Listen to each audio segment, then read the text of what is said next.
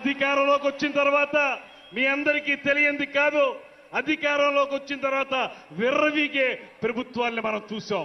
నోటికొచ్చినట్టు మాట్లాడేటువంటి దుర్మార్గుల్ని చూసాం. బూతులు తప్ప మరొకటి తెలియనటువంటి నాయకుల్ని చూసాం. ఇవాళ పవన్ కళ్యాణ్ గారిని చూడండి. ఆ రోజు ప్రతిపక్షంలో ఉన్నప్పుడు కూడా ఎప్పుడూ కూడా ఆయన మాట మేరలేదు. ఒకే ఒక్క మాట ఆయనకి చెప్పారు, రేపు అధికారం వచ్చిన తర్వాత మీ పరిస్థితి అవుతుందో గమనించుకోండి అనేటువంటి మాట మాత్రమే ఆయన చెప్పారు.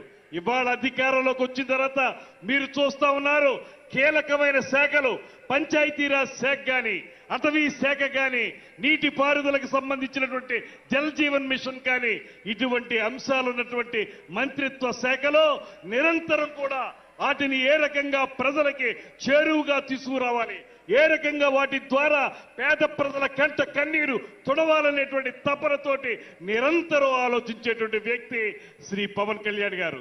అందుకే వాళ్ళు ఎన్ని మోగినా కుక్కలు అరుస్తాయి, అరిచిన కుక్కల్ని మనం ఏం పట్టించుకోక్కర్లేదనేటువంటి మాటతోటి ఇవాళ ఆయన చేస్తున్నటువంటి కార్యక్రమాలు నేనొక్కటే మనవి చేస్తున్నాను.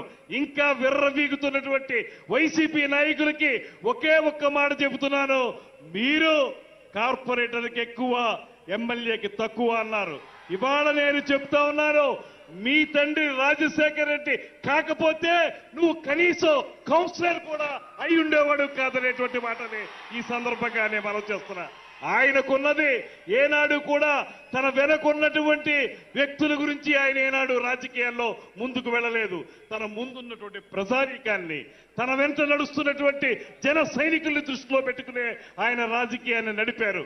అందుకే ఇవాళ ప్రపంచ వ్యాప్తంగా ఒకే ఒక్క మాట చెప్తున్నారు, 100% స్ట్రైకింగ్ రేట్.